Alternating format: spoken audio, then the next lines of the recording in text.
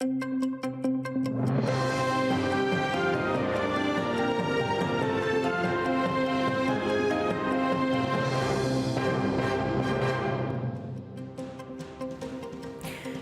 Ефір телеканалу АТR продовжує «Заман». Сьогодні вівторок, 30 січня. В студії для вас працює Софія Бляєва. У ці хвилини у підконтрольному окупантам Верховному суді Криму триває розгляд апеляції у так званій справі 26 лютого. Так зване засідання відбувається у відкритому режимі. Сьогодні адвокати оскаржують рішення на продовження домашнього арешту двом фігурантам справи – Мустафі Дегирменджі та Алі Асанову. Загалом у так званій справі 26 лютого проходять 5 кримчан. На лаві підсудних також Арсен Юнусов, Ескендер Мірвалієв та Ескендер Кантеміров. Усіх окупанти звинувачують нібито у участі у масових заворушеннях під час мітингу за цілісність України під стінами Кримського парламенту 26 лютого 2014 року. Тим часом біля будівлі окупаційного Верховного суду люди влаштували кримський марафон, збирають гроші на виплату штрафів фігурантам справ про одиночні пікети. Збирали гроші на материку. Сьогодні підбили підсумки: 41 тисяча гривень, 166 рублів та 870 доларів. Кримський марафон тривав з 23 по 29 січня. Відбувався він у Києві, Одесі, Херсоні та Львові. Громадська організація «Правозахисний рух Криму», що збирала гроші, передасть кошти активістам Кримської солідарності для оплати штрафів. Международный крымский марафон закончился. Мы благодарим всех участников, всех неравнодушных людей, которые приняли участие. Это большая моральная поддержка, не говоря уже о том, что финансово люди поддержали. Кримський марафон – це акція на підтримку штрафованих громадських активістів, а їх понад 80, які вийшли на одиночні пікети у Криму 14 жовтня 2017 року. Жодного учасника цього протесту окупаційний суд не виправдав. Окупанти оштрафували усіх від 10 до 15 тисяч рублів. Загальна сума штрафів – близько 1 мільйона рублів. Адвокат кримчанина Рамазанова, якому окупанти закидають екстремізм, оскаржує його арешт. Захисник Олексій Ладін, крім цього, звернувся із заявою в прокуратуру про побиття поліцією свого підзахисного. Мешканця Сімферопольського району Ісмаїла Рамазанова російські силовики затримали 23 січня після обшуків в його будинку. Звинуватили його у пропаганді екстремізму в інтернеті. У той же день окупаційний суд присудив Рамазанову 30 діб арешту. Адвокат Олексій Ладін заявляє, його підзахисного силовики били в автозаку, а вже в СІЗО його 2 дні морили голодом, примушуючи себе обмовити. Исмаил Рамазанов в ходе конфиденциальной беседы пояснил мне, что сотрудники ФСБ применили к нему пытки. Сначала избиение началось в момент проведения обыска, потом избиение продолжилось в служебной машине. Там они его избивали, пытаясь принудить к самооговору. Ему нанесли множественные удары в район почек по спине. То есть отбили почки, вывихнули пальцы, его избивали, в том числе по затылку, по рукам, по ногам избивали. Ему угрожали изнасилованием, и, если не ошибаюсь, пыткой электрическим током. Справа ображеного снайпера. У Бахчисараї зранку відбувся черговий суд у справі Шевкета Разакова, в якому окупанти закидають публічну образу працівника поліції, а саме плювок в обличчя силовика. Так зване засідання відбулося у закритому режимі. На суд з'явилися свідки сторони звинувачення, проте не всі. Тому суд перенесли на 14 лютого.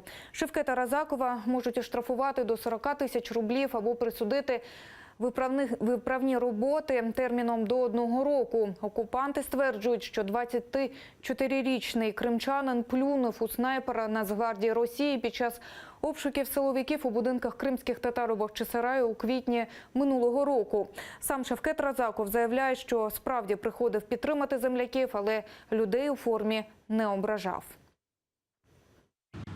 Всі свидетелі обвинения, они под копирку дают абсолютно одинаковые показания и умалчивают очень важные детали данного процесса и тех событий, которые имели место 14 апреля 2017 года. Всем известно и в материалах, и в видеозаписях СМИ видны и слышны выстрелы работников полиции на событиях этих. Но все свидетели обвинения, а это сотрудники полицейские в первую очередь, они дружно умалчивают. Українці з окупованого Криму відтепер можуть звертатися до прокуратури Автономної Республіки Крим анонімно, а саме через імейл-листування та відеозв'язок Skype. Сюди вони можуть писати скарги щодо порушення їхніх прав у Криму. На зв'язок з прокуратурою кримчани зможуть виходити 3 на тиждень. Докладніше далі в сюжеті. Здоров'я, освіта, навчання рідною мовою та постійні обшуки у будинках кримських татар. Якщо порушуються права з боку окупаційної влади, прокуратура Криму закликає громадян України звертатися до них. Пропонують 2 способи зв'язку – скайп та електронний формат. Спілкування в даному випадку не обмежено для відповіді на конкретний дзвінок. Тобто ми не зможемо дати відповідь на її запитання і надати поради. Можливо, в деяких випадках варто буде ще написати до нас ще електронне звернення, де ми зможемо залучити працівників інших структурних підрозділів для того, щоб максимально вирішити ту проблему, з якою особа звернулася. У прокуратурі кажуть, всі порушення фіксуватимуть та намагатимуться допомогти українцям з окупованого Криму. На сайті відкрили форму анонімних повідомлень. Це зроблено заради безпеки людей. Така форма, вона створена таким чином, щоб максимально захистити будь-яку інформацію. Безпосередньо надійшло дане повідомлення. І якщо дані обшуки або затримання людей проводяться на підставі незаконних рішень окупаційної влади, то безпосередньо відкривається кримінальне провадження. Ці факти фіксуються. У перший день до прокуратури через анонімне онлайн-інформування звернувся кримчанин, який розповів про примусовий призов до Збройних сил окупанта. Надійшло до прокуратури 2 анонімних звернення, які стосувалися незаконного призову до лав Російської Федерації кримчан. Ці факти для нас є дуже корисними, оскільки вони всі долучаються до матеріалів кримінального провадження, яке здійснюється прокуратурою. І це є можливість реагувати не через якийсь термін, а відразу. У прокуратурі кажуть, по скайпу на зв'язок ще ніхто не виходив. Онлайн-відеозв'язок з прокуратурою працюватиме щовівторка, середи та четверга з 10 до 13 години. Ельвіна Сейдбулаєва, Нікіта Проскурін, Заман, АТР.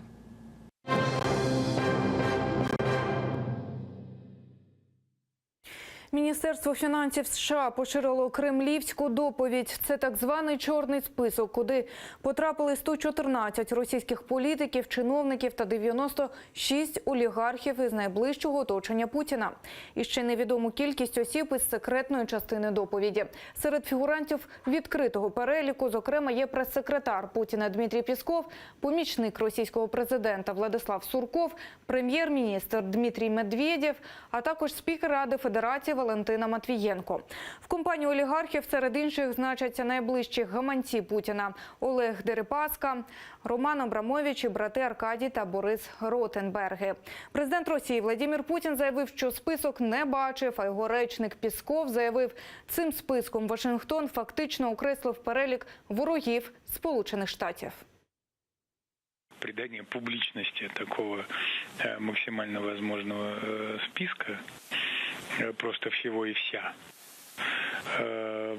наверное, потенциально может наносить ущерб и имиджу, и реноме, и нашим предприятиям, и нашим предпринимателям, и нашим политикам. У Меджлісі кримсько-татарського народу кремлівську доповідь у США називають ще одним кроком до деокупації Криму. На думку голови Меджлісу Рефата Чубарова, оприлюднення такого чорного списку оточення Путіна може бути навіть ефективнішим, ніж нові санкції. За надрукуванням цих списків будуть і конкретні, дуже болючі, ніж були до цього, практичні санкційні міри. Це, коротше, шлях повернення Криму. Росію взяли особі високопосадовців, які розв'язали війну проти України. Присвята легендарним кіборгам. У Нацбанку презентували пам'ятну 10-гривневу монету захисникам Донецького аеропорту. Вона присвячена кіборгам, які 242 дні захищали Донецький аеропорт від російських окупантів. Монету відкарбували мільйонним тиражем зі сплаву на основі цинку, і вже від сьогодні вона вводиться в обіг.